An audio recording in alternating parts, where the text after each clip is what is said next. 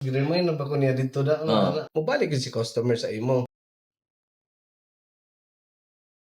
Katong mga kauban ako sa shop, kung ako silang ilan na natay target karong adlaw. Make it sure na pag datay customer na mo sulod, kailangan before sila mo gawas dapat day mapalit. SS ta, suggested selling ba? Sige dyan, saan mo na? Imo na na-introduce. Dapat dili man po ni para ato para ila man eh. Tan-aw na to. Una, brake, don't change oil. Ato gyud na silang i-remind kay sometimes sa mga ubang customers is kanang mawala silang una-una ba na busy na sila wala din sila change oil. Release na nilang mga brake pads. Dili lang kay kana lang ilang gipaayo mora pa niyo mo tanawon. At least, ma-remind sila. Dili sila, ayaw lang sa kaya wala may budget. Pero at least, ma-remind sila. Sa sunod. Pagkasunod, sa imo gino mo balik. Ikaw may nag-remind sa iya. Remind na ba ko niya dito da.